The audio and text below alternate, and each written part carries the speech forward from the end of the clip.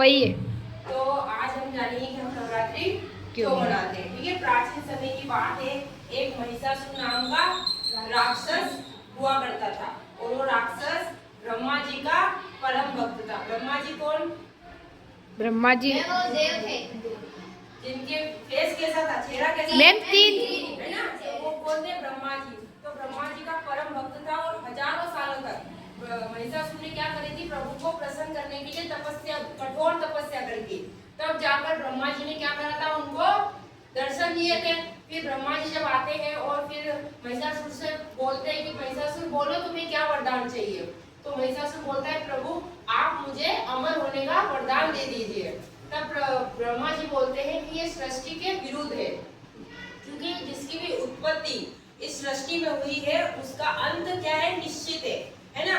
अगर यहाँ पर अगर मृत्यु लोक पर ब्रह्मा विष्णु महेश भी अगर जन्म लेते हैं तो क्या होता है? उनको भी मरना पड़ता है। मैं इस सृष्टि के नियम के विरुद्ध नहीं जा सकता।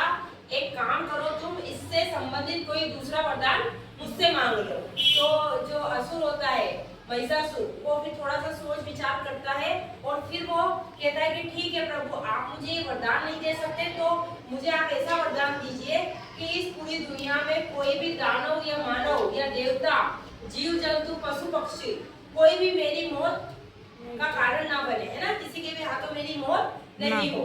तो ब्रह्मा जी कहते हैं कि ठीक है, कोई भी देवता हो या दानव मानव जीव जंतु पशु पक्षी किसी के भी द्वारा तुम्हारी मौत नहीं होगी, मगर तुम्हारी मौत एक स्त्री के हाथों होगी। और ब्रह्मा जी वहां से अंतर ध्यान हो जाते हैं। तो फिर ये जब शक्तियां किसको महिषासुर को प्राप्त होती है तो महिषासुर क्या करता है? बहुत खुश होता है और उन शक्तियों का वो गलत उपयोग करता है। जैसे जंगल में ऋषि मुनि जब हवन करते हैं तो वो उनको मारता है, उनको वहां से भगा देता है। और जो देवताओं के राजा है कौन? इंद्रदेव को भी वो क्या करता है? मारता है, उनका सिंहासन छीन लेता है, उनके सिंहासन पे वो राज करने लग जाता है और सारे देवी देवताओं को मार के वहां से भगा देता है। अब सारे देवी देवता क्या हो जाते हैं? परेशान हो जाते हैं। फिर सारे देवी देवता मिलकर त्रिलोक देव के पास जाते हैं, जिन्हें हम ब्रह्मा विष्णु महेश कहते हैं। अब वो कहते हैं कि प्रभु आप हमारी रक्षा महिषासुर से कीजिए।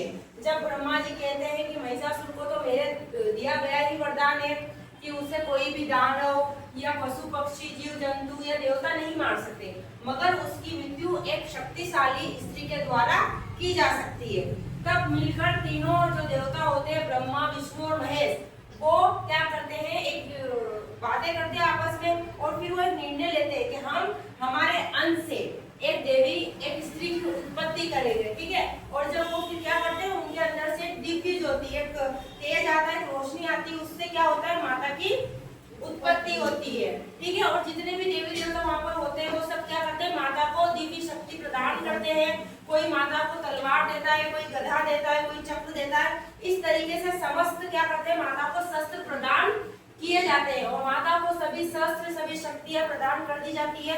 और माता का रूप बहुत तेज, मतलब माता के चेहरे में बहुत तेज होता है और ये सब चीज क्या होती है? माता को प्रदान कर दी जाती है। और फिर माता से सब लोग क्या करते हैं? प्रार्थना करते हैं कि माता आप हमारी महिषासुर नामक राक्षस से हमारी रक्षा कीजिए। माता सबकी प्रार्थना को स्वीकार कर लेती है और वो अपने शेर पर सवार होकर महिषासुर को मारने के लिए निकल पड़ती है।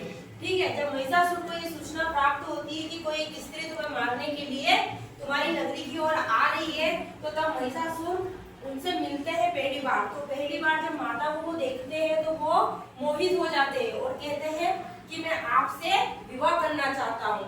तो माता कहती है कि अवश्य मैं तुमसे जरूर विवाह करूंगी, पर मेरी ये शर्त है, पहले तुम्हें मुझे क्या करना होगा? युद्ध में हराना होगा, और अगर तुमने मुझे युद्ध में हरा दिया तो मैं तुमसे विवाह कर लूंगी। तो फिर माता और महिषासुर के बीच में पूरे 9 दिन तक युद्ध चलता है। ठीक है, जब रात्रि में माता महिषासुर का वध करने के लिए 9 तरह के रूप क्या करती है? परिवर्तन करती है, 9 अवतार लेती है माता। हर 9 दिन, जब 9 दिन तक युद्ध होता है तो हर एक दिन क्या होता है? माता रूप परिवर्तन होता है। कहते हैं ना माँ के 9 अवतार होते हैं, तो ऐसे ही माता के क्या होते हैं? 9 अवतार परिवर्तन होते हैं। और 10वें दिन माता क्या करती है? महिषासुर का वध कर देती है, अंत कर देती है। इसलिए माता को हम दुर्गा देवी भी कहते हैं ना।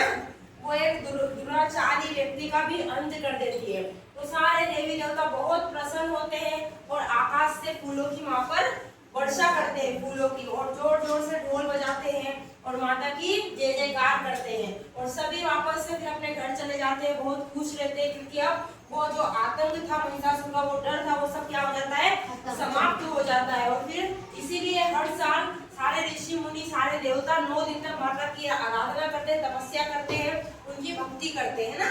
और तभी से क्या होता है कि हम नवरात्रि मनाते आ रहे हैं। और जो छोटी छोटी कन्याएं होती है उनको साक्षात क्या माना जाता है, माता रानी का रूप माना जाता है, साक्षात माता देवी माना जाता है। 9 कन्याएं माता का 9 अवतार को बताती है ना। जब हम कन्याओं को घर में लाते हैं तो उनके चरण हमें धुलाने चाहिए, उनको भोजन करवाना चाहिए, उनका आशीर्वाद लेना चाहिए। इससे माता रानी क्या करती है, माता रानी बहुत खुश होती है, ठीक है, और हमारी सारी मनोरथ इच्छाएं माता रानी पूरी करती है। तो एक बार फिर से आप सभी को नवरात्रि की बहुत बहुत शुभकामनाएं। जय माता दी। जय माता दी।